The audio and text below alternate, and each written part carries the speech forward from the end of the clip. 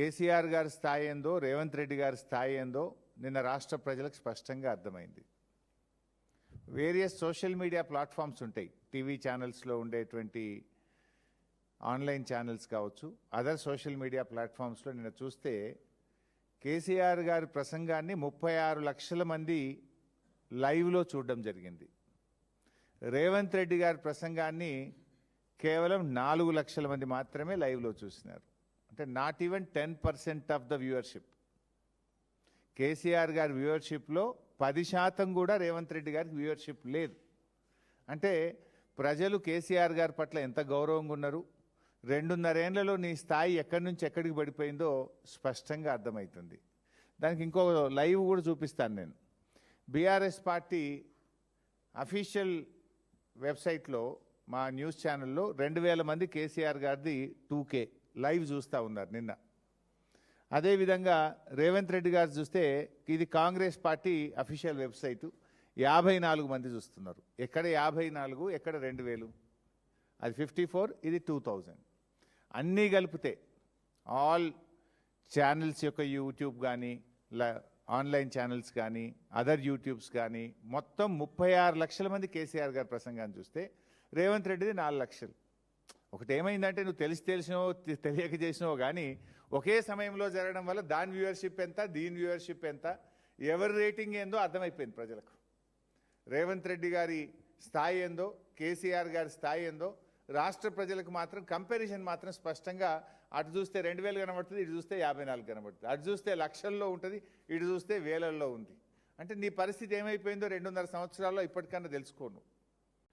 నిన్న మధ్యాహ్నం దాకా కూడా మీరు చూసింది ఇంకో డ్రామా నడిపింది రేవంత్ రెడ్డి గారు. నేను ఢిల్లీకి పోతే సీఎంఓ నుంచి లీకులు ఇచ్చుడు, మీడియా వాళ్ళకి చెప్పి బ్రేకింగులు పెట్టించుడు. అంటే నీకు విషయం ఉన్నోడు ఈ పని చేయడు, విషయం లేని వాళ్ళే ఈ చిల్లర పనులకు దిగుతుంటారు.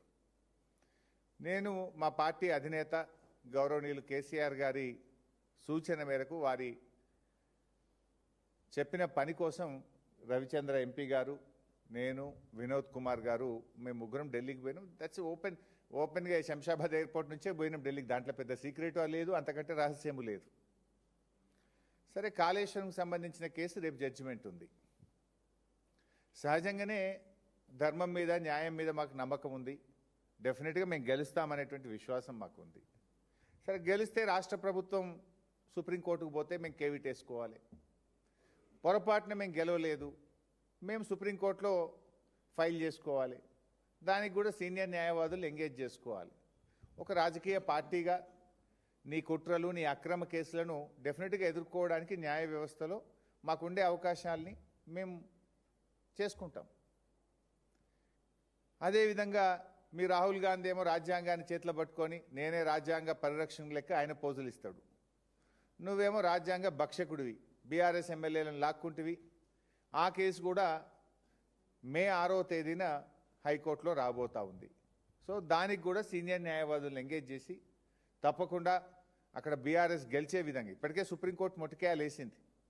సరే, అది ఎంత దుర్మార్గంగా ఉందంటే కాంగ్రెస్ పార్టీ బీఫామ్ మీద ఎంపీగా పోటీ చేసి నేను ఇంకా బీఆర్ఎస్లే ఉన్నానే ఎమ్మెల్యే చెప్పడం ఒక నేరమైతే, ఇంకా స్పీకర్ గారు అయితే లేలే ఆయన బీఆర్ఎస్లే ఉండడానికి స్పీకర్ తీర్పు ఇవ్వడం ఇంకా ఘోరం. సరే, వీటన్నిటి సంగతి కూడా రేపు న్యాయస్థానాల్లో తప్పకుండా మేము గెలుస్తాం, మాకు నమ్మకం ఉంది. దానికి సంబంధించి కూడా సీనియర్ న్యాయవాదులను ఎంగేజ్ చేసి ఫర్దర్గా కేసు పర్సుయేషన్ కోసం కూడా మాట్లాడడానికి వెళ్ళాం. వీటితో పాటు మరో ముఖ్యమైన విషయం కూడా ఉంది నిన్న ఢిల్లీకి వెళ్ళిన దాంట్లో. అదేంటి? బ్యాగుల కేసు. బ్యాగుల కేసు ఒకటి ఉంది కదా, ఓట్ ఫర్ నోట్ కేసు. ఆ కేసు కూడా రేపు సుప్రీంకోర్టులో మధ్యాహ్నం 3:30కు వస్తుంది. రేపు మధ్యాహ్నం 3:30కు రేవంత్ రెడ్డి పట్టపగలు 50 లక్షల నగదుతో బ్యాగులతో దొరికిన కేసు రేపు మధ్యాహ్నం 3:30కు సుప్రీంకోర్టులో వస్తుంది. సో ఈ ఓటుకు నోటు దొంగ భరతం పట్టడానికి కూడా నిన్న ఢిల్లీలో న్యాయవాదులతో మాట్లాడడానికి వెళ్ళాం.